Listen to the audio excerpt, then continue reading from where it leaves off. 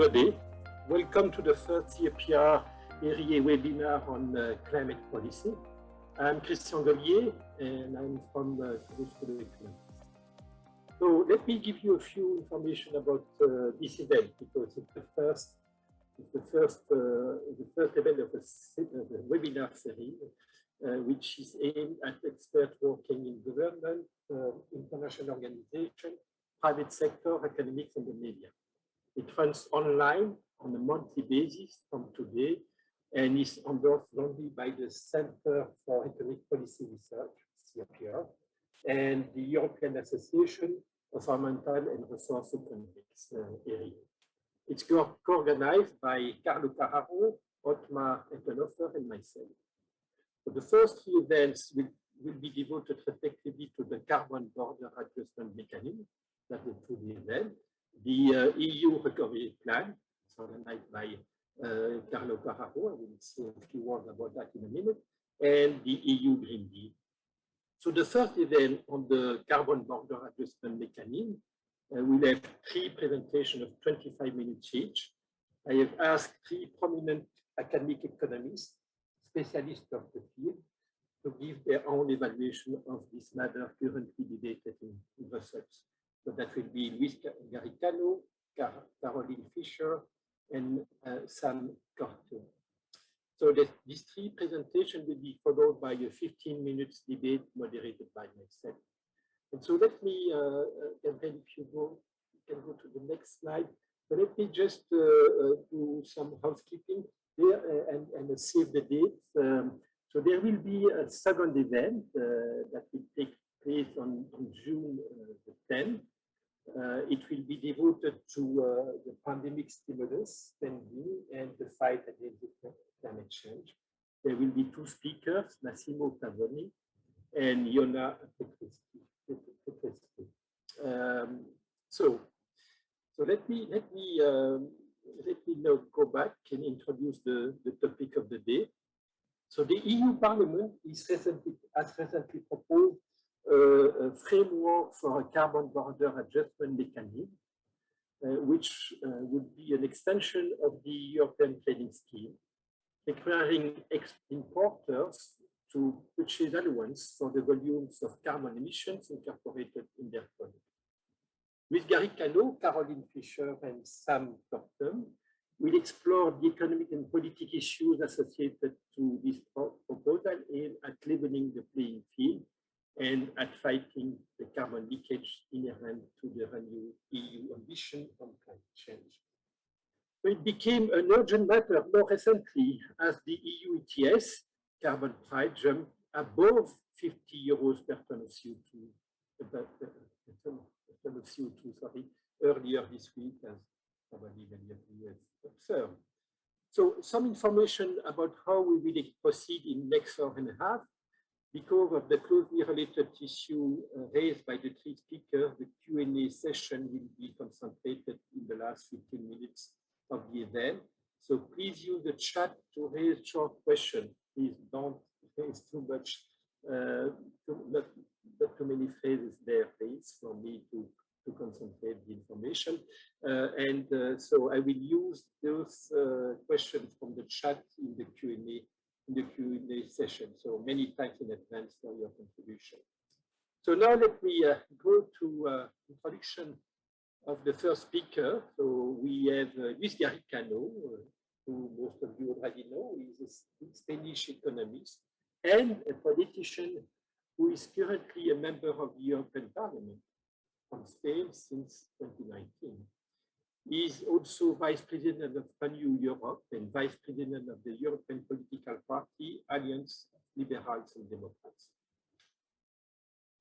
Democrats for Europe, sorry. Before working in Brussels, he has been Professor of Strategy and Economics at IE Business School in Madrid and at the London School of Economics. So, Luis, the floor is yours. Thank you very much, Christian. It's a pleasure to be here with Caroline and Sam Kortum. I was also Professor Chicago. You forgot that bit, which is what makes Sam and me ex-colleagues. We were there together. So thanks very much. It's really a pleasure to be here and to be able to explain this proposal and to be able to hear criticisms and to think about feasibility. Here, the key questions are about political feasibility and administrative feasibility, and they are not easy. So let's just get going and hear you out. I would very much love to see what we can come up with. We presented this, by the way, last week on an event at the Peterson Institute. There were high-ranking officials at the Treasury of the Biden administration and at other posts in Washington, D.C. And it's clear that the American side of things, from a political perspective, is kind of concerned about this kind of proposals. Let me put it like that. And we'll discuss why later. And so I'm smiling, and I look forward to hear what he thinks is feasible. Anyway, so clearly we need a new paradigm to fight carbon. During the last decades, the way we have operated is by having these multilateral agreements. Most emissions are not subject to a pricing mechanism, and the fact is that with these kind of voluntary agreements, nothing much is happening. One thing very important I want you to point out, that is going to be crucial later, is to see the map of the US. Pricing initiatives, places where there's actually carbon was priced. This is originally kind of a Chicago type idea, comes from the US. Surprisingly, the US has gone for quantitative restrictions and not pricing-based mechanisms. They don't have an ETS, with small exceptions, California, etc. And so what that means is that setting up a global pricing, a greenhouse pricing mechanism is going to be very hard, as you would see. Now, as I was telling you, in the meantime, greenhouse gases have continued growing, and the EU has been increasing its ambition. Basically, we've been talking about targets for 20%, over 20% cut in greenhouse gas emission. By the time we got to this year, to 2020, we've been talking about 55% drop in greenhouse emissions by 2030 compared to the 1990 baseline, and climate neutrality by 2050. As you know, one of the huge news of this year, in October, the Chinese talked about climate neutrality as well, and the Biden administration is talking about it as well. So in terms of the objectives, I think there is broad agreement. The question is of course, fitting this with trade practices. The EU has an emission trading scheme, which is our main tool to combat climate change. It's the first major carbon pricing market. It operates not only EU, but some outside of the EU, some countries outside of the EU. And it limits only for heavy energy intensive units, not for all sectors, but just for some. It covers around 40% of all emissions. And the way it works is very simple, right? You set a cap, and then you give allowances, and people can trade allowances. So this installation has a surplus of allowances, and is going to kind of trade and allow this installation to pollute. And this installation presumably is going to kind of continue making reductions if it's cheaper for it and sell its allowances. So as the reduction of the price is getting, the cap is being substantively reduced in gigatons from 2.10 gigatons now to 1.85. You see the price has increased, and as the European Union has manifested this real decision to significantly cut emissions, we see this increase in price that Christian was referring to. This is really actualized to now. And look at the difference that we see. We've been around 20, 25 to the point where we got used to thinking of the carbon price as 20 euros per ton. And look at what has happened over the last weeks and months. It's really a very, very significant increase. If you look at Mike Greenstone's calculations of CO2 emissions, and I have been talking to him about it, he thinks that the social cost of CO2 is around $50 per ton. So if that calculation were correct, 50 euros would basically be the right price. Okay, so we would be very close to the right price. Now, what's the problem? The problem is that we have what is called carbon leakage. Carbon leakage means, look, I have a plant I'm producing steel in European Union. I have to buy all my emissions. I have to pay for them. It's very expensive. So what I decide to do after the ETS price is the emission trading scheme is introduced, is I can just move my production to another territory where basically I pollute the planet the same and I cost Europe jobs. It doesn't seem like a very smart thing to do by Europe. So we see a 21 drop in domestic carbon emissions and a 28% increase in imported carbon emissions. So domestic production being replaced by more expensive foreign production. So Europe would want a level playing field. The idea of the CBAM is that now a EU plant, in order to avoid the carbon leakage, they get a subsidy. So they basically get free allowance, where they can produce for free, and the non-EU plants just don't have any ETS and they don't have any allowance. The idea would be, look, if I'm giving you a free allowance and then you have a CO2 cost, then at the end of the day, my ETS is not doing any job. And that's what happens now in many sectors. So what instead we want to do is we want to say, okay, we're going to have a system with CBAM. There's going to be an EU plan that incurs this ETS cost, and the non-EU plant is going to have to incur a similar cost, which is the CBAM. So the proposal the Parliament makes is to have a CBAM that exactly mirrors the cost of the EU ETS, so that the carbon price is applied to every good that is consumed in the European Union. If the good is consumed outside of the European Union, the system is going to be slightly different as I'll show you. So the idea is, by ensuring that the price is that the carbon content is priced, there is no advantage to the leakage. Otherwise, we get these perverse incentives to move production out, and we are going to get the whole planet to support the EU unilateral efforts, and they're going to become multilateral. The idea ultimately, where all of us, I think, probably would want to be, and I realize this is going to be very hard for the US politically, is in a climate club. Nordhaus spent a big part of his Nobel Prize speech talking about how we would want a climate club where people who are inside are trading, they are committing to climate neutrality, and people who are outside are going to have to pay a tariff for trading with the insiders, and that tariff is going to be the CBAM. You're not paying your fee for the tennis, for the support of the lawn for your golf club or your tennis club. Then whenever you go to play, you're going to have to pay, and that's going to encourage other people to join the club. So how do we propose to design it? And I'm going to try to be relatively quick so that we get enough time for the discussion, but happy to always go back on the thing. So the European Parliament approved a proposal that has the ideas is to try to fight climate change. Those are the objectives, to limit leakage, but with two constraints which we think are crucial: WTO compliance and priority on climate objectives. The objective of this is not to have some sort of protectionist scheme. So the idea of the design, the key elements of this design is going to be mirroring the price paid by EU producers, but to introduce elements that incentivize others to be making investments in two ways. First, if you're an importer that already is paying ETS at home, we're going to take that out.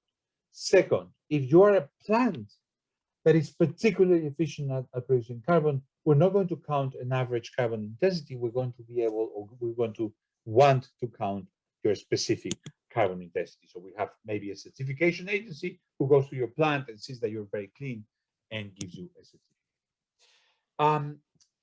There are three policy instruments that were on the table that the Commission was discussing, and there were a duty on consumption, which we didn't think addressed the point. It goes beside the point. It's pretty easy to see, and also it doesn't have any public support. An actual customs duty, a tax on inputs, traditional tariff. We don't like it. It looks protectionist, and it doesn't ensure the symmetry. We want to be able to say, look, we're not discriminating. The same exact thing that you would expend for producing a car with aluminum from Europe, you have to spend for producing a car with aluminum from outside. So that's why we went for the mirroring the EU ETS, which has automatic price adjustment. It's easy politically, has stronger public support. We would want the system to to have a broad coverage in order to avoid distortions between substitute products. So if you have a product that doesn't, another one that does, a product that has the allowance of the ATS, another one doesn't, you're going to have all the substitution. Same thing with the intermediate to end products. We don't want just the aluminum to be taxed or just the car to be taxed, but the aluminum in the car, because otherwise you're going to have the possibility of importing the raw material or importing only the car and having leakage in the process in between. So you could actually delocalize the car production or delocalize the aluminum production depending on which sectors, or whether you emphasize the final or the intermediate product. So that's what we want. We realize the Commission tells us, look, guys, administratively, it's going to be a complete nightmare. And the Parliament is fine to start. The important thing is to start in 2023, start with the sectors most at risk, and then expand as we go along from 23 onwards. These are some examples of sectors that worry us. If you only go for the ones, cement, steel, fertilizers, chemicals, that's what the Commission is thinking as a first stage, then our fear is these are all products that you could substitute by cement, iron, ceramic, glass, and the risk that we see is that you're going to have distortions, substitution effects between sectors. How would we assess it? The Econ opinion says the Parliament as a whole didn't include this bit, but I think this is important, and we are pushing this idea that you wait. So think of a glass of milk, right? It says what the milk is. It's soya milk. It's composed of soya. How much soya it has? What other products? What additives? Whatever it has, right? It has the weight of its basic material that went into the marmalade or the milk or the cornflakes or whatever it is.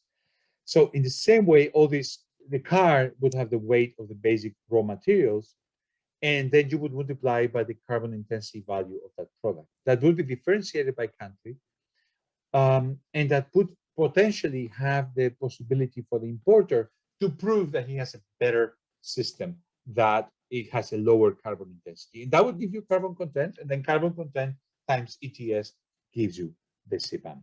So here's a car, okay? This car takes 2.5 tons of steel, 0.8 tons of aluminum, a total 3.70 tons of raw materials. These are the direct and these are the indirect emissions in terms of tons of CO2 equivalent. The steel, the 2 tons of steel is going to generate 1.75 tons of CO2 and 1.12 of indirect emission. And then we're going to have a market price here. It was 35, now it would be 49. And you're going to just multiply these tons of CO2 equivalent of greenhouse gas content by this price, and we're going to get that this car is going to have to pay 380 tons. That's the assessment method we favored. We think that getting these tons is not difficult, and obviously getting this price is very, very simple. How do you articulate it with existing ETS? This is very complicated. It's a little bit technical for people who are outside the European Union, but I know, for example, people like Christian Gollier are very concerned by this. So this is really, really important. So the idea is this. Right now, how does the European Union avoid carbon leakage? It says the whatever amount of CO2 is produced by the best plants, you can, okay? Now look at this. I mean, this is perfect microeconomics, right? This is the 10% best plant here. It's producing 800 kilos of CO2 per ton of product. Look at what happens here.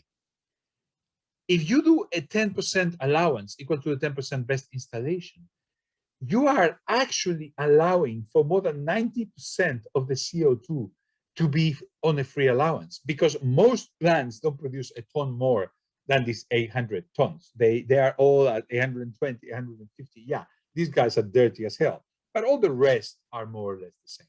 So in fact, the level of the top 10% producers gives you a massive amount of free allowance. So today the system is really good. You have this ETS, but in fact, in all of these sectors in all the sectors that are really exposed to trade, basically everything means everything that is below this red line is covered by the free allowance. So how do we? What do we would like? We would like to do. What we would like to do is to get rid of the free allowance. The CBAM offers you, because you're not going to be any more at risk of carbon leakage. You're going to be able to tell the steel producers, look, guys, you don't get to produce anything for free, but don't worry, nobody else is going to come and have that advantage. The original text, Christian was tweeting about this. The original text was called for removal of free allowances. Then the plenary, there was a huge amount of lobbying from the industry and wanted to remove it. The outcome of the vote says, okay, the removal of free allowances they don't like, but we do believe that the CBAM and the free allowance could coexist during the transition, as long as the allowances allocated for free are also deduced from the CBAM. So this is the EU producer, yes, this free allowance, this is the foreign producers, and this is the CBAM. So these are paid allowance, free allowance, CBAM, free allowance. So these are symmetric. We think that the right way to do it is eliminate totally the free allowance and allow for partial export rebates. What it means is, if you are an aluminum producer in Europe and you want to export to the US, and in the US you're competing with people who don't have to pay for ETS, we say, let's do the free allowance removal, but for the export, we're going to allow for an export rebate. So you get the 10% that you would have gotten as a free allowance rebated as an export rebate, so that you can compete in the foreign market. So during the transition period, what would be happening is the free allowance would be being removed, and at the same time, in the domestic market, there wouldn't be any free allowance, and in the export market, you would be replacing the free allowance by an export rebate, so that at the end, you would have, in the foreign market, you wouldn't be losing competitiveness. Key issue is WTO compatibility. We've talked to many experts. We believe that the proposal we are presenting you here today does comply with the GATT, is WTO compatible, because it doesn't discriminate between imported and domestic goods. We are treating like products in the same way. The aluminum from China is treated the same way as the aluminum from the US, as the aluminum from Spain. And the most favored nation clause, which says we are treating all imports in the same way, regardless of where they come from, and we are allowing the importers to use the carbon price already paid in their home country. So you're not discriminating with respect to those countries. We do think that there is Article 20, for those of you who are trade experts, that allows us, if you think that for the intermediate goods and everything that we need something else, we do believe that the conservation of accessible natural resource could allow the European Union to introduce this anyway as an exception. But we don't think we need that exception. So I hope that it was clear. I'm happy to go into any more details. I was below my allocated time, so I hope that that allows us for good discussion. Thank you very much, Christian. Thank you very much. Let me now introduce Carolyn Fischer.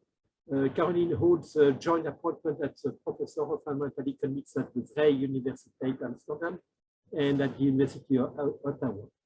She is also a senior fellow with Resource for the Future. Carolyn is an expert on addressing issues of trade, carbon leakage, and technical change in environmental policy instrument design. Carolyn, you have 25 minutes. This is based on a study, a review from a couple of years ago that I wrote with Aaron Cosby, Susanna Drüge, and Clayton Munnings. That started, it was an extension of a multi-stakeholder, kind of multi-NGO effort to think about, to dig into the design issues for border carbon adjustment. And then we coupled that with a review of the academic literature to think about, what does that say? How does that inform how we might design border carbon adjustments? So sort of the guiding principles were that, first of all, a BCA has to be effective in reducing global greenhouse gas emissions, and it should also achieve the intended national goals. Really limiting emissions leakage is the primary motivation, but also, we heard from Lewis's presentation, passing through the true cost of carbon, that's going to help spur demand for low carbon goods, reduce the carbon content of imports potentially, and enable greater climate ambition at home. The other principles is that it should be transparent and coherent with internationally agreed principles, both in the multilateral trade system and also multilateral climate change system. So Luis covered the key WTO obligations. So these principles of non-discrimination across countries. There is an enabling clause that does allow some discrimination in favor of least developed countries if the main aim is to aid development. So that might inform exceptions that you might make for developing countries. The main exemption that you might have from the non-discrimination is the general exceptions in Article 20, which has some environmentally related and health related exceptions that might allow some otherwise illegal measures if they're genuinely aimed at protecting the environment. So this is why it's so important to make clear your motivation is reducing leakage. Importantly, the Article 20 does not apply to subsidies. The subsidies code is separate. And so this may pose problems for including export rebates, which I'll talk about later. And then the overall chapeau in the GATT really means that you need to meet the desired ends and not be aiming at protecting domestic producer. So this really goes to motivation. Someone raised in the chat, and the other multilateral agreements that we need to worry about is the UNFCCC, Article 3, or common but differentiated responsibilities. And so we need to respect that not all countries should be have the same capacity and capabilities to adopt climate policies. So, so that raises potential conflict if the BCA is sort of aimed at creating leverage to require equivalent national policies, or if it unfairly burdens least developed countries. So that's something else to watch for. And another point is neither of these, the international agreements don't really confer legal rights on firms. So it may be easier to discriminate among firms than among countries. So there are a whole host of decisions that have to be made, and we got a little taste of it for setting up and implementing a carbon border adjustment mechanism. And I will try to get through most of these. First of all, which policies should be eligible for adjustment? And we argue clearly it needs to be emissions pricing policy. And these prices should actually be high enough to induce leakage. And Luis makes the case that now the ETS price is finally high enough. For years, at 5 euros a ton, it's kind of hard to argue that there's a big climate carbon leakage risk. And it's worth pointing out there are two components of these costs increases. So one are the direct abatement costs. Here I've been my little economist, and I'm showing we have our marginal abatement costs. Firms will abate as long as the marginal cost of doing so is less than the carbon price. And then we get these sort of cumulative abatement costs, or the area under the marginal abatement cost curve. So these are the direct abatement costs. And it's important to recognize, non-market regulations would have this too. If you require firms to do this amount of abatement, you have these costs, but these costs are hard to measure, and also not what border adjustment is really about. So the other cost component are the embodied emissions costs, which Luis had in his vertical picture as emissions payments. And only emissions pricing policies have this. And this is what is being adjusted. So you're adjusting for sort of the embodied emissions cost, not for direct emissions costs. And then the other point is it should be net of free allocation. So if you're giving away, to the extent you're offering free allocation, you're not charging for embodied emissions. And so this should be considered both in the country that's implementing the border carbon adjustment, and also if you're thinking about adjusting for double taxation for carbon prices paid elsewhere, you also need to take into account if they're getting free allocation too, how much of these embodied emissions are actually being subject to carbon payments. So the, this proposal, does all of this. Oops, okay. So now, what products should be eligible for adjustment? And here there are, several issues to balance. There's the leakage avoided versus risks of unfair application. So asking, a benchmark that they're asking too much, or administrative costs. So here in Luis's paper, there's a nice diagram with sort of the similar expressions of these trade-offs. So our group, recommends you really need two criteria used simultaneously to identify the sectors at risk of leakage. And one is the high cost of climate regulation, so high greenhouse gas intensity, a multiple, and also a high carbon price, and the inability to really pass on those costs of regulations. So you're looking at firms that, because of international trade, they're not able to raise their prices. And conveniently, the EU already has a carbon leakage list. They've identified the energy intensive trade exposed sectors. You can see a lot of the big ones here: steel, cement, chemicals, etc. It's interesting, the top sectors, 7 sectors on the leakage list actually represent 2/3 of non-electricity emissions in the EU ETS. So we're not talking about that many.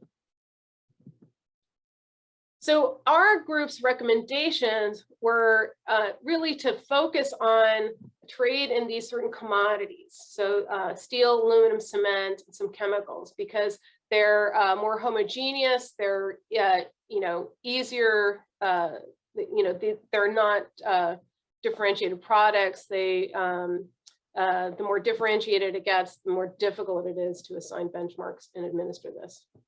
Part of this is also informed by research that shows that comprehensive border carbon adjustment, going from the ED sectors to trying to do full economy-wide adjustment, doesn't really doesn't improve cost effectiveness that much. What it does is really shift a lot of the burden towards developing countries. So there are much bigger terms of trade effects relative to avoided carbon leakage.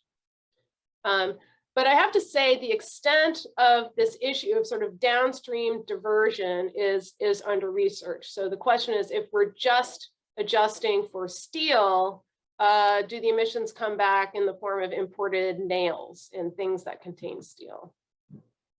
Then the proposal is that the CBAM should apply to any import embedding basic materials covered by the EU ETS. So here, obviously you can only adjust for emissions that are covered by your own emissions pricing system. And I think where the proposal is to go beyond and actually include the embedded materials. In scope of emissions, so our group identified, so you have direct emissions, that's obvious. Scope 2 emissions are energy-related indirect emissions, like from purchased electricity. And then scope 3 emissions are everything else. And generally, this is where the administrative burden of calculating, it gets a lot more difficult and complicated, and there's a lot less leakage involved. So this is from Luis's paper, so it seems to agree with us, except there is this, the decision to include indirect emissions from basic material inputs. So in cars, emissions from steel would be Scope 3 emissions.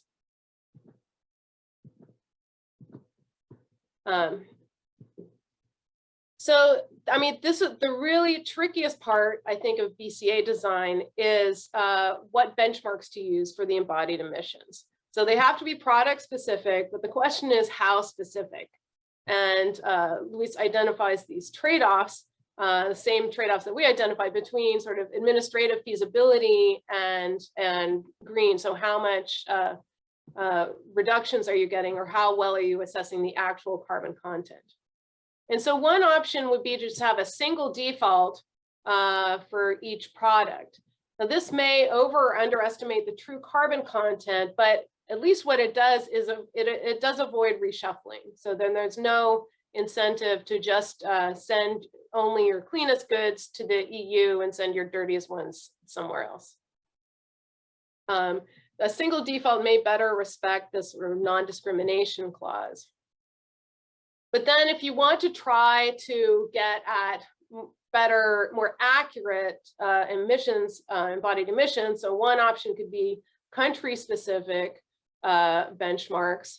At least here you might have the data just for reporting for UNFCCC purposes, especially for indirect emissions, it might be feasible. But here you start getting into WTO issues because you're doing country-specific discrimination. And then the more accurate would be process or firm specific. So distinguishing between a steel made with electric arc furnaces versus blast furnaces, etc. So this gives you better estimates, but it gets more and more administratively onerous. If it's firm specific though, you're not so worried about the WTO issues. I just wanted to point out that when thinking about export rebates, so when you're thinking about import adjustments, it may be good to be more firm and product specific. When you're thinking of export rebates or free allocation, you don't want to be firm specific because you don't want to undo the incentives to reduce emissions. So firm specific rebates would essentially give larger subsidies to larger emitters. So our recommendations were product specific and thinking about these possible options for calculating scope 2 emissions. In any case, producers should be given the option to provide their verified firm level data. This, I think, is just also for trade compatibility. And we also recommended providing financial and technical assistance in accounting and verification to assist foreign firms. This is another way to demonstrate good faith and smooth the process. And so in the proposal, I think we see a lot of this. So we have for scope 1 emissions, a material specific default, sort of probably based on conventional emissions intensity in the importing country. I think there's some discussion. They haven't totally decided what to do about indirect emissions, and they are proposing to give this option. Credits against adjustment. So as previously discussed, any free allocation afforded domestic producers must be afforded to imports. And then you have to think of, so do you adjust for carbon prices paid in the exporting country, taking into account foreign free allocation? The proposal does allow importers to justify that they have paid already on their products, the carbon embodied in their products. And again, we argue that there should not be adjustment for non-price-based policies. This question does come up a lot. Should we just take into account tradable performance standards in other countries, but they're not pricing embodied carbon, and it's just hard to measure well.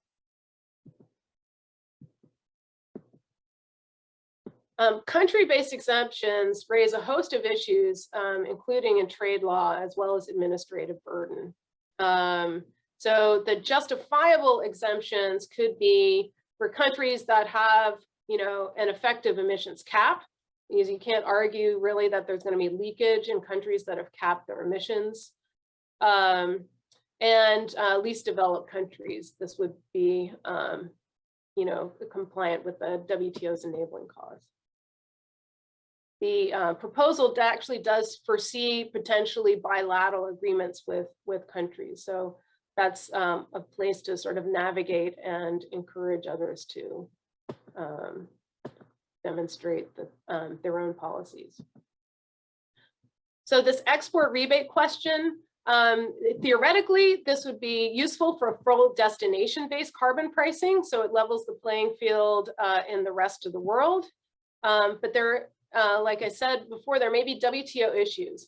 So if you have a carbon tax, it's most likely permissible because there are already provisions for certain kinds of border tax adjustment. But the problem is an emissions trading system is a regulation, and it offering rebates just to exports may be viewed as illegal subsidies. Nobody has challenged free allocation as being an illegal subsidy, but if it's just for exports, there might be problems.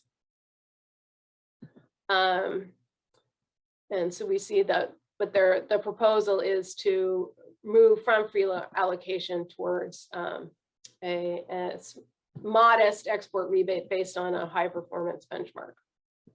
A final point here, though, is that the economics modeling finds that import adjustments are responsible for most of the benefits from leakage. So this is from a study I did with Chris Boehringer and Knut Einar Rosendahl a few years ago.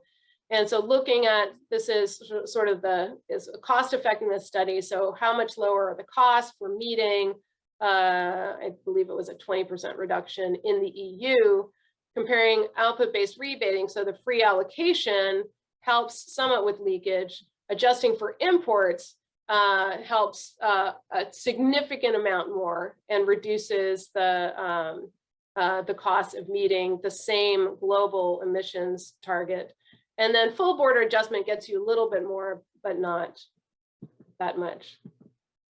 I think one thing I didn't see in the report was the use of revenues. So we were pointing out that earmarking revenues can really help respect common but differentiated responsibilities. So using the revenues, either you could refund it to exporting countries, put it in a clean investment fund, contribute to internationally administered adaptation funds. These are all ways to demonstrate that the purpose of this border adjustment is to reduce leakage and reduce global emissions, and not for, you know, beggar thy neighbor purposes. I found it interesting, so that the report estimates that $5 to almost $15 billion a year in revenues could be generated by the CBAM. And I think the current proposal is just to add it to the EU budget. A point here, this is from a study I did with Alan Fox, just to show that you know, domestic policies in developed countries have a big impact in the rest of the world. So this is looking at, so if Annex I countries were reducing their emissions, comparing what happens with border carbon adjustments. So the rest of the world doesn't necessarily benefit from developed countries imposing carbon pricing. There are some costs to them as well. And border carbon adjustment actually shifts a fair amount of the burden to the rest of the world. And so returning those revenues back to the exporting countries can do a fair amount in limiting that burden shifting through terms of trade. Finally, there are a lot of issues in terms of governance that I don't think got raised. And important part is to coordinate with trade partners in advance, make sure that things are transparent and well adhering to international norms, reviewed regularly and updated as needed. And you know, part of the point of our exercise was really thinking that border carbon adjustments are more likely to be accepted and less likely to be abused if there's sort of a common understanding about how they can be done well. And so I'm glad Luis raised the United States here, because the United States isn't necessarily expressing consistent opinions on border adjustment.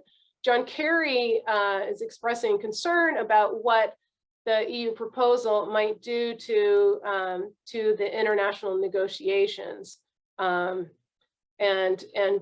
is worried that it might disrupt other people's commitments. On the other hand, the Biden climate policy, trade policy has climate in it, and they're actively thinking about carbon border adjustments.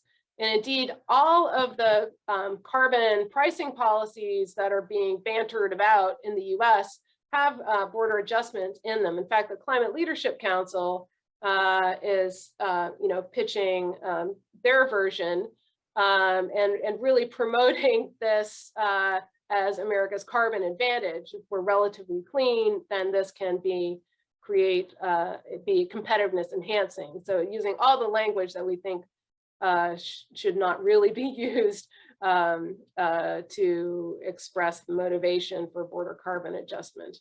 But I want to point out that a lot of these proposals are actually proposing much deeper, more broader border carbon adjustment. Of course, this would be for an economy-wide carbon tax. Some colleagues of mine at Resources for the Future have done some thinking about how this actually would be run. And also with full border adjustment and the proposals that I hear would not involve crediting for carbon prices paid in other countries. So we have very different visions of how border carbon adjustment would be implemented. So just to wrap it up, I think the scholarly consensus is that BCAs, they're undoubtedly going to be challenged, but likely upheld in the WTO if they're designed well. But there are a lot of open questions for research that economists can contribute to. And so one is, I think the big questions are, what are the benefits of differentiating benchmarks versus the costs of reshuffling? What is the extent of diversion of leakage downstream that we have to worry about it? So this is, what is the value of adjusting all of these embedded material inputs? I don't know that we have a clear idea about that, because a lot of the models we use to evaluate leakage are too highly aggregated. How do we deal with different BCA regimes across trade partners? And so there's really this, contrasting views about what might the role be in climate negotiations. Is there a value of BCAs to support climate clubs, or does it throw a bomb in negotiations? So I will stop there. Thank you. Thank you very much, Carolyn. This is very interesting. So I see many important questions still remaining, and we have to debate that during the last 15 minutes of this webinar. But maybe Sam will have already some answers to this question. So let me introduce Sam. Sam Kortum is an American economist and currently professor of economics at Yale. His research focuses on international trade and industrial organization. Sam, the floor is yours. I'm really delighted to be part of this group, and I'm going to take kind of the role of the abstract professor, I guess. But often somebody will say, don't explain the abstract before you have the specifics, and so I've been set up perfectly for this. And I partly want to show that, in fact, a lot of the things that have come up find their way into kind of stepping back a little bit and thinking what would be an optimal policy. So that was kind of pleasing to me. And I should say right now, this is work with David Weisbach at the University of Chicago Law School. So what's the basic question that we were asking? Well, what's the best you can do? So you being the EU, the specific, but we hope it will be the EU and the US. We hope it'll be broader than that. Maybe we hope it includes China too. That's who you is going to be in what's here. As a group, how can we do the best we can in reducing global emissions? So again, and this has come up both in Louise and Carolyn's discussion, but it's global emissions is the goal, not the emissions within your own region. You want to do it at a minimum cost to your citizens. And you do it in a world where you realize the rest of the world may be ignoring the problem. And yet you're not out to hurt the rest of the world. And you realize the rest of the world has its sovereignty. So you've got to work within that constraint. And basically that gives you just a big optimization problem, which is a bunch of quantities, which would be the best you can do. And those quantities are things like how much fossil fuel you dig up, how much energy you use in production, including, you know, how energy intensive your techniques are, how much you import, how much you export, how much you consume of these goods that embody energy. And in doing that, you're anticipating not that the rest of the world is going to have a policy reaction. I mean, you could do that, but what we were thinking about is that at least the rest of the world will have a kind of equilibrium response to the change in prices brought about by your policy. Now, an important point here, and this has come up, for example, if you think about the US, maybe right now following more of a regulation type of scheme, and EU is following a cap and trade type of scheme, and maybe the US will move towards a carbon tax. And yet, for this problem, we don't really have to answer that. That's about how you implement it, not about what you're trying to achieve. So I wanted to just bring out that kind of fundamental point, which I think means that there's something more universal than just a specific way we want to implement these policies. And maybe that will help us also when we come to the question of how we coordinate different policies, realizing that really the goal is in terms of a set of quantities, and then cap and trade, carbon tax are just ways to implement that. So here's my simple qualitative answer. You want to take a bunch of actions. One is to reduce your extraction of fossil fuels. A second is to uniformly reduce the energy intensity of all the goods you produce, but also all the goods you consume, which would include imports. So we've got in that statement everything you produce for yourself, everything you export, and everything you import. You want to reduce your consumption of goods that embody energy. You could think of that as an intensive margin of adjustment that also applies to imports. And in fact, you don't change the set of goods you import. In other words, in the language of trade, your extensive margin of imports, the range of goods you import, should be invariant to this policy if it's optimal. This is a little bit nuanced, but for exports where you have a strong comparative advantage so that you're not hurting your competitiveness that much through the carbon tax, you actually would like to reduce those because you'd like the foreign country to reduce it on its intensive margin. But then you want to actually expand the range of goods you export. And those would be particularly, now we're talking about the goods where your comparative advantage is weak. Otherwise, you would already be exporting those goods. And we can think of that as kind of an expanding your extensive margin of exports. And at this point, you know, Carolyn was just mentioning issues of legality. I'm not taking that is not factoring in here. This is just like, if you could do whatever you wanted in that. But remember, you're not doing anything that hurts the foreign country. You're not doing terms of trade manipulation. That's been ruled out in the way we set up the optimization problem. So of course, the question is by how much? The formula comes later. And I'm thinking this isn't the greatest venue for a formula I'm going to show you, but I want to go through this part slowly, more of these qualitative points. Okay, so what's the economic rationale for that set of statements about what you should be trying to do? Well, one of the key things we're finding, and in fact, we find this is one of the most important quantitatively when we put this on the computer, is you want to balance lower supply, meaning lower supply of energy, along with lower demand through reducing demand. And we often only talk about the demand side, but you want this balance of the two, and that's going to moderate the fuel price effect, the equilibrium effect of the world energy price, which is partly, that's the thing that the rest of the world's responding to. So you want to get that price to be the one that gets the rest of the world's response to be what you'd like it to be. So part of that is to reduce fossil fuel extraction or supply. Notice that that reduction in supply, all things equal, that will raise the global energy price. And so you balance that by reducing demand, which is what we usually talk about. And the key new thing here is you want to hit all the possible margins you can think of.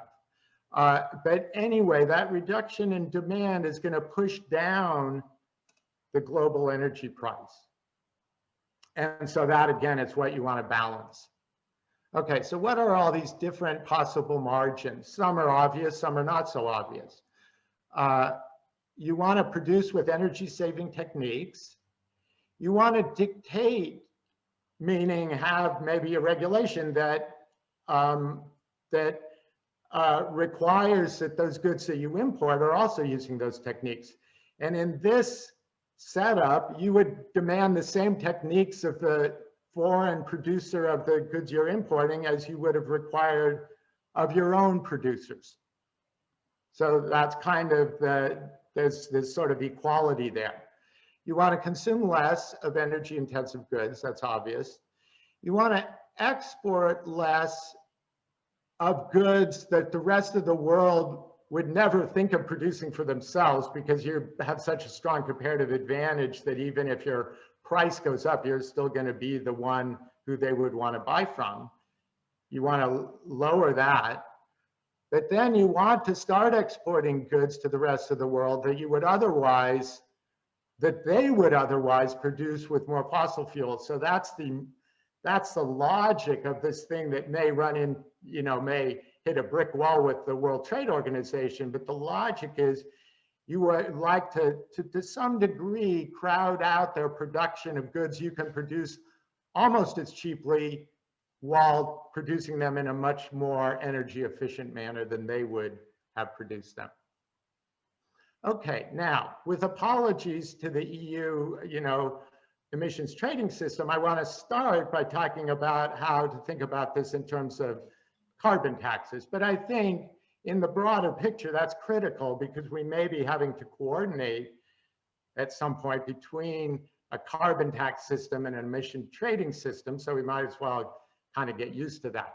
So let me start by thinking about carbon taxes. I'm doing that partly because that's how David and I have always thought about it. So I feel like I'm kind of more like know what I'm talking about here. When I get into the emission trading system, I'm a little more shaky. But as Carolyn mentioned, there are bills in Congress now, and a lot of them have this feature that you start with a tax way upstream on extraction.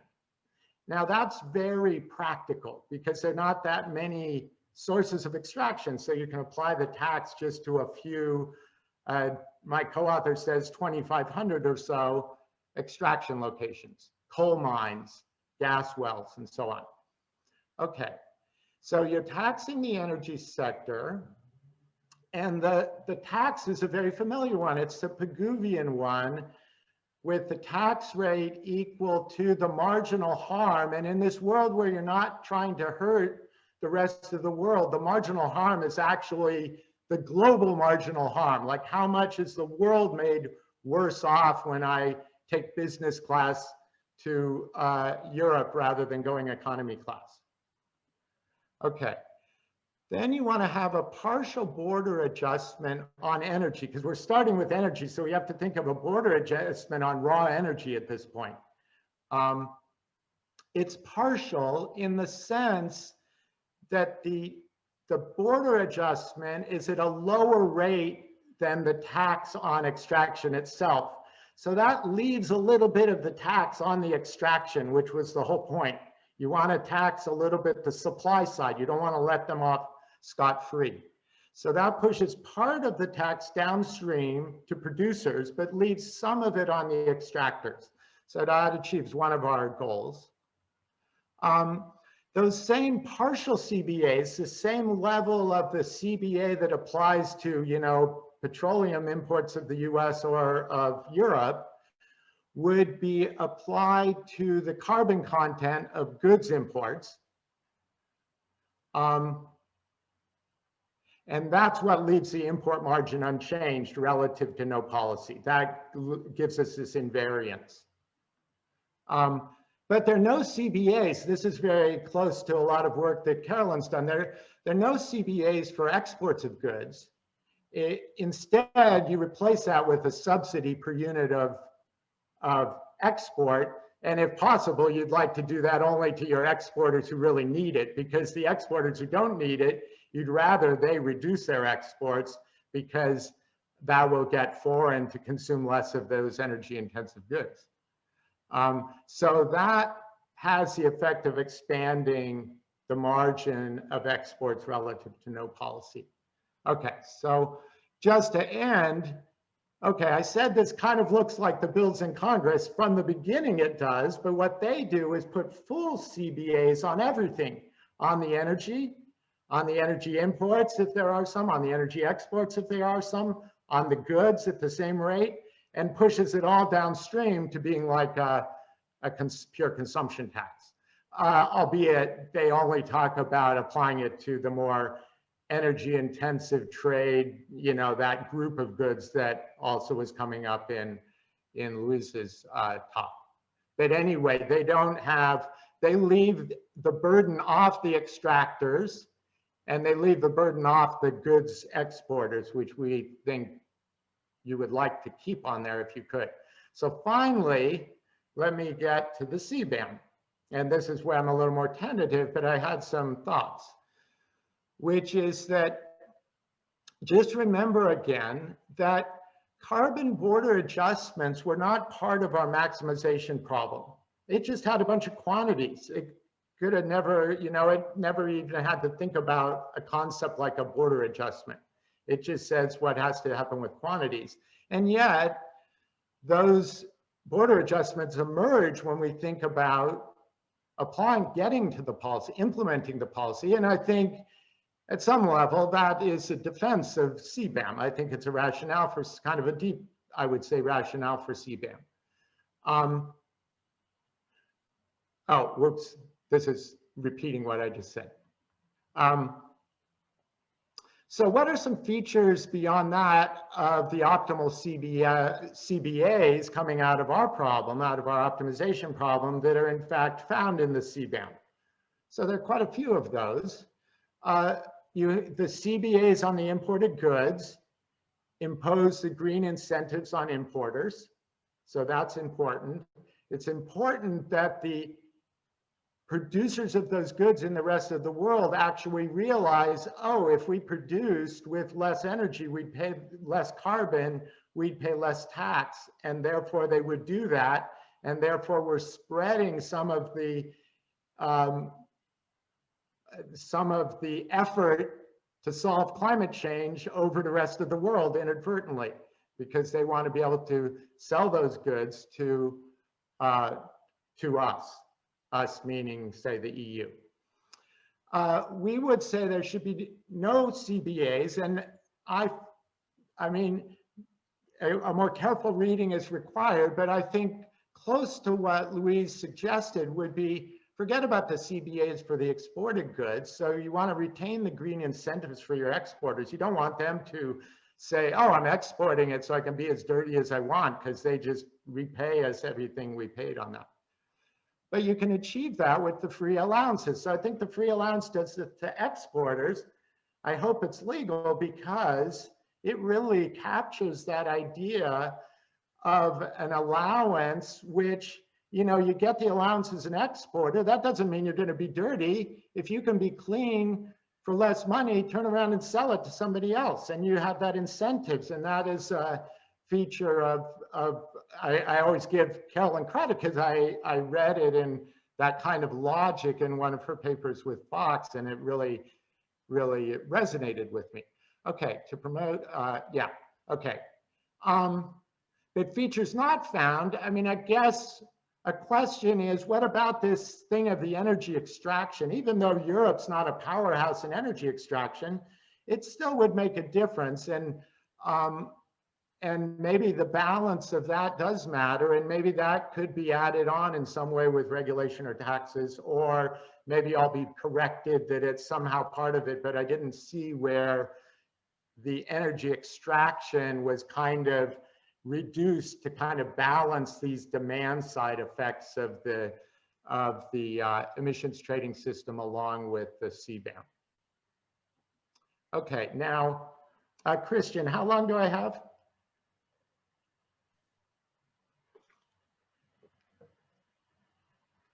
I couldn't hear you. I think you're muted. 5 minutes. 5 minutes left. Okay, so what I'm going to do, I have a lot of stuff here, and I meant to go through it quickly. So I just, believe me, there's a model, and I wanted to talk a little about how carbon works in the model. Carbon comes out of the earth through energy extraction. It's then embodied in energy trade. It's released into the atmosphere in the process of production. And then it's embodied in goods that we trade, and we think of carbon embodied in consumption. We trade those goods.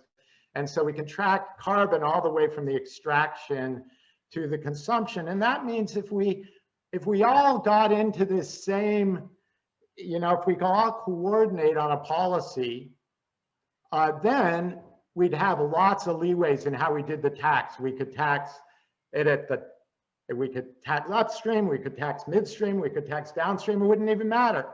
All this issue of the taxation is coming in because every country, every region's not on board. Okay. And this is just kind of foundational papers for this work we're doing. Particularly, I want to credit Markson. Okay. So there's a big planning problem. I said there's a big optimization problem, and it has to do with thinking of a social planner in this home country. The word "you" has now been replaced by home, and the word "rest of world" is replaced by foreign. And they're just solving a big maximization problem to make home as well off as possible without reducing welfare of foreign. Okay, so the solution is 3 wedges. The first one is a wedge, kind of the demand side wedge, which says that the marginal product of energy used in home better be higher than the price of energy. And the price of energy is the marginal product of energy in foreign, because they're not doing anything. But you want to create that wedge. You don't want to use energy in the home country unless it's really going to have a payoff for you by the amount lambda E rather than PE. So that's the first wedge. The second wedge is on the extraction side. You want the return that an extractor gets in the home country to be lower than the price of energy, whereas in the foreign country, they just get to sell it for PE. You only let your extractor sell it for lambda E minus the social cost of carbon. It turns out that difference is less than PE, so you're giving a lower return to extraction. And then there's a complicated one, which I'm going to skip over. And here's that. So now we kind of think, I said there's an equation that determines the level of these border adjustments and so on. We know the level of the extraction tax, the nominal tax is easy. It's just the Pigouvian level.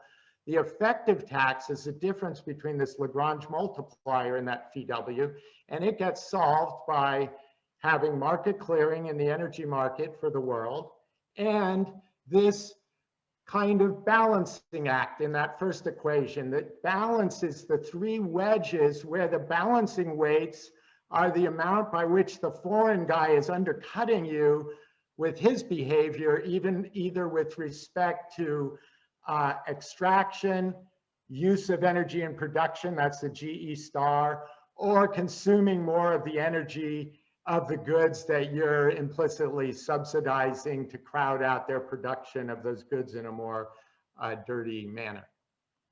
Okay, so now what I want to do, okay, I think in the interest of time, I'm going to just jump ahead to some pictures.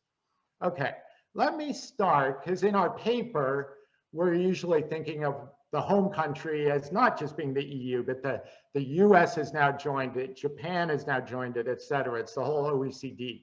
And we're all trying to coordinate a carbon tax and a emission trading scheme and so on. I'm going to describe it all as if it was a carbon tax. So what you basically can do is, depending on how much you think the marginal harm is, that's going to determine your carbon tax. And that's the yellow dotted line there.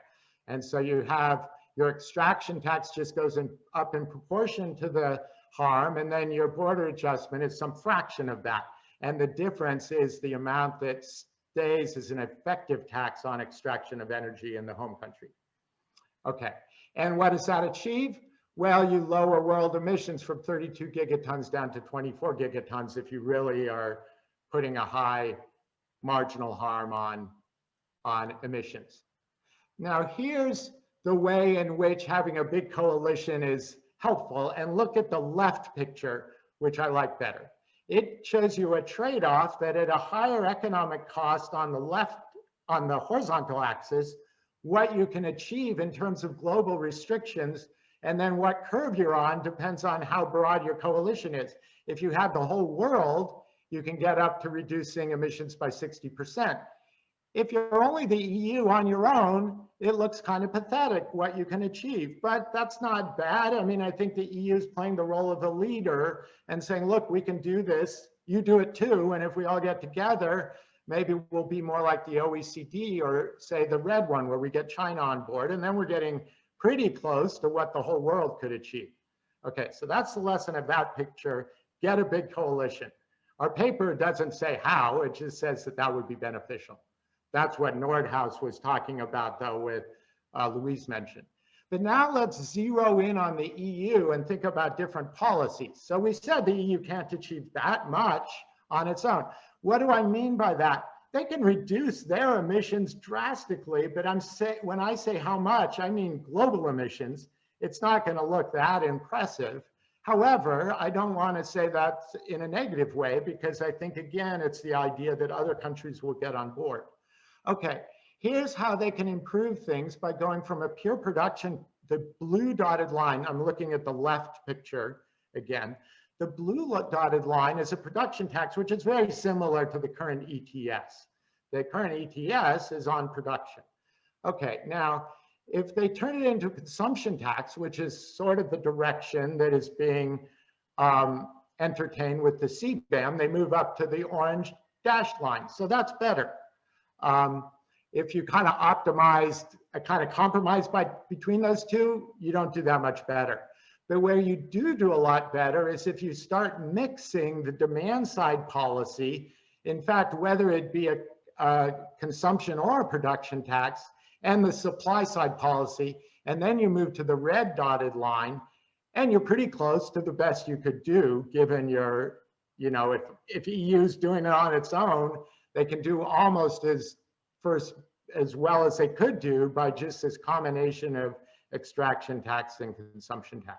And not shown here, they can do pretty darn well actually by combining a production tax and an extraction tax. So my main message is that we need to think about, get the extraction tax or some sort of reduction in extraction into the discussion. And otherwise, many of the features that we were kind of just finding were optimal without having looked at Louise's paper ahead of time turned out to have features in his proposal. So let me stop there. Okay, thank you very much, Sam. There are a lot of great questions going on in the chat. It's hard to keep. I think it's actually a little easier for attendees in the Q&A, because then the questions stay there and give us an opportunity to answer them too.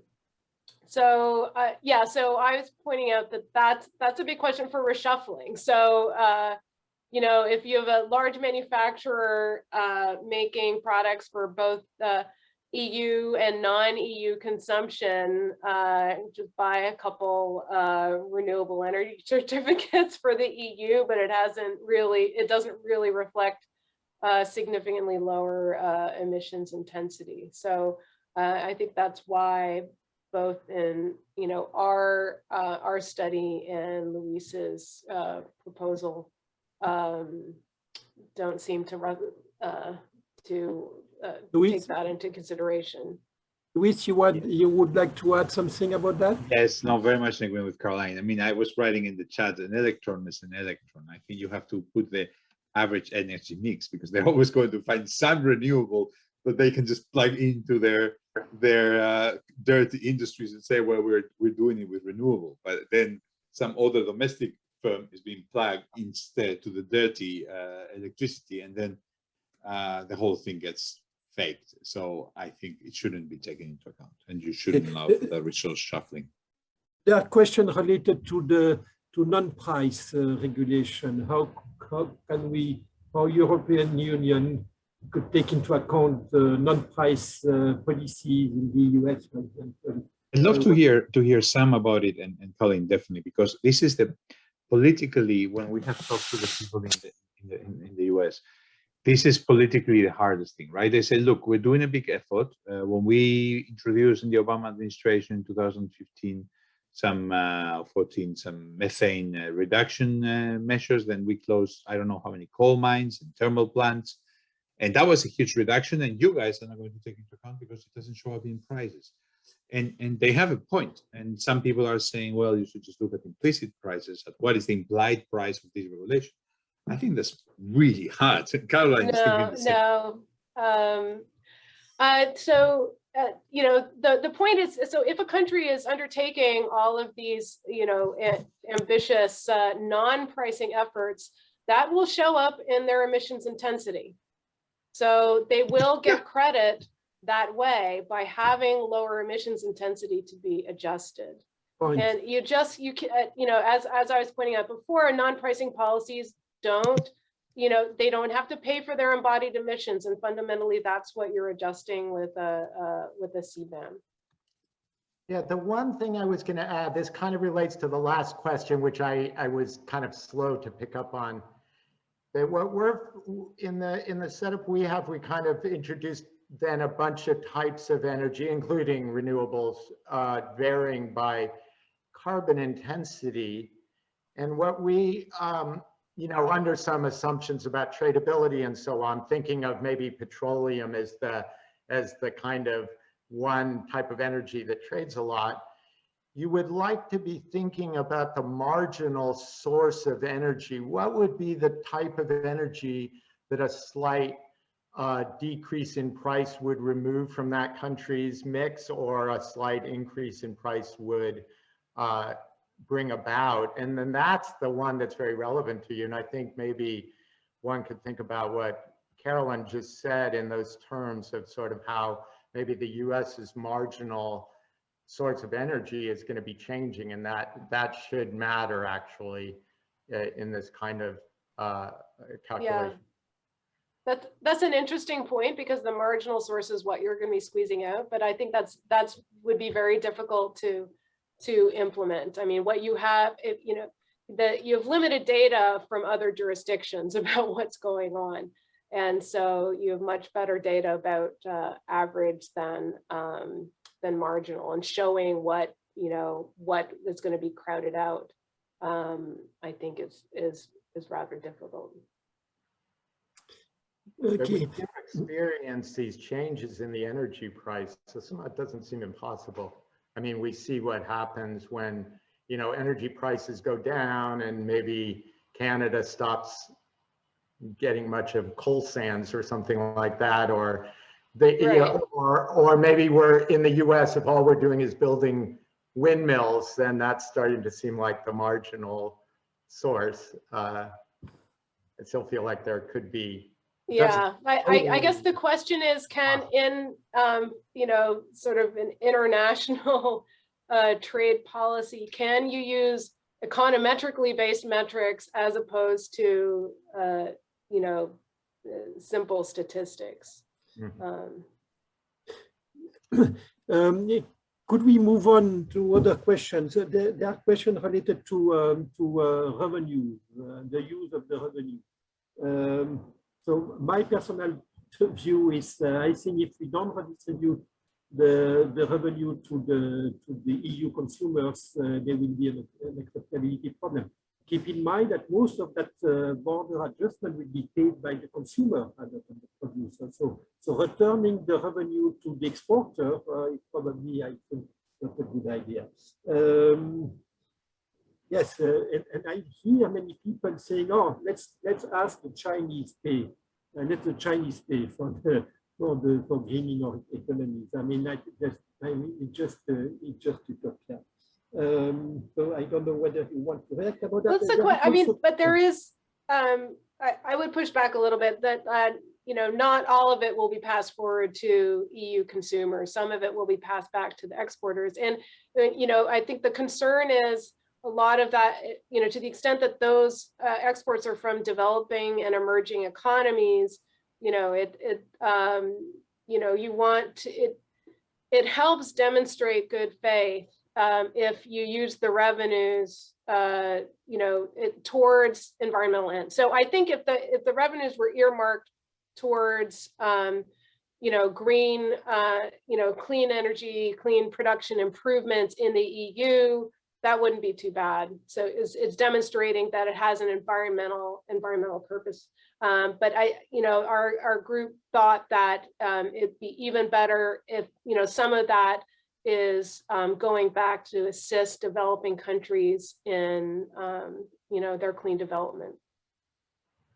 Somehow in the US, it's become such an issue about climate equity and so on. I feel like the bill I was mentioning in Congress just says rebate it per person, all the revenue, which seems like a winner politically, that there's so much kind of populist backlash against these sorts of attempts to do good for the world, and that makes it very tangible. Look, you're actually, except for the guy going business class, you may be getting back more than you're actually paying for the tax. It just seems like a pretty compelling type argument.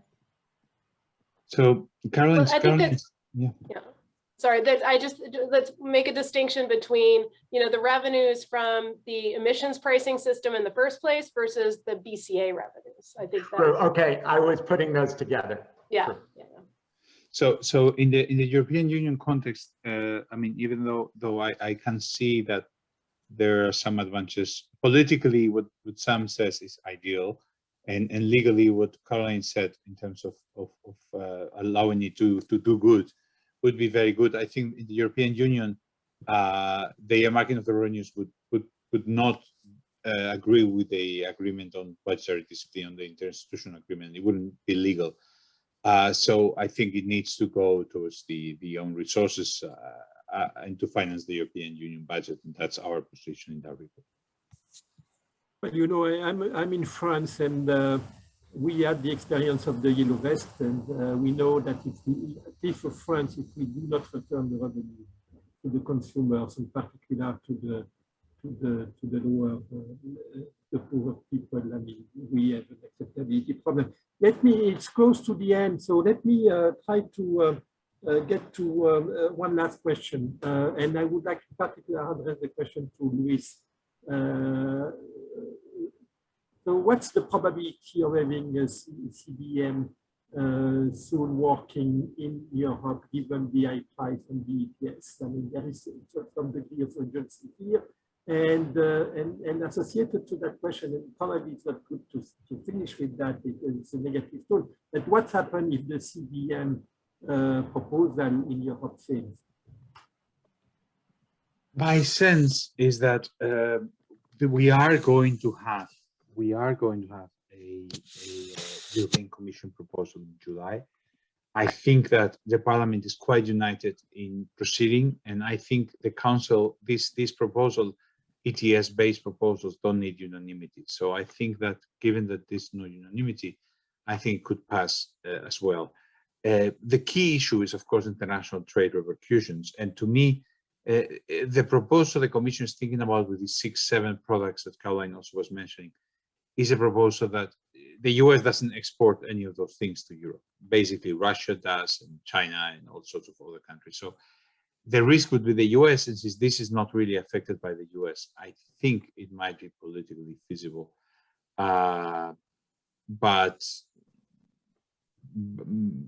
it has that big question mark. What happens? Okay, thank you, Sam. What's your feeling about that? I'm going to pass on that one. Okay, Carolyn. Sorry, I was trying to answer something. So what's the risk of having the CBM proposal failing in Europe, and what would be is there any plan B? That's one question on the chat. Yeah, I mean, I think that's the tricky thing. I mean, the plan B is existing, you know, is free allocation. And that has been the main policy tool for addressing carbon leakage up till now. And it's been adequate in part because the ambition hasn't been as huge. But as we're trying to get down to net zero, there aren't going to be any allowances to allocate, So that's really the issue, that if we're if you're asking EU producers to switch to higher cost, ultra low carbon technologies, you don't have a lot of alternatives there. The alternatives turn to subsidies. And like we said, they're not as efficient because then you're not asking consumers to pay for the carbon opportunity cost, and you're not incentivizing alternative materials. So it's tricky. It's hard. We agree. Okay, let me finish with this last debate on the probability of success, and let us cross our fingers, because if we fail there, I think it will be very hard to impose a pricing mechanism, which we know is absolutely necessary if we want to go to zero net emission. So thank you all of you, in particular the two speakers, Sam, Luis, and Caroline. Thank you also to CEPR to organize this event, and I remind you that we have this next webinar on June 10. Yes, that one on June 10 on greening the recovery plans in Europe. Thank you very much. Have a good afternoon. Bye-bye. Merci beaucoup. Thanks for the questions to all, and great event. Thank you.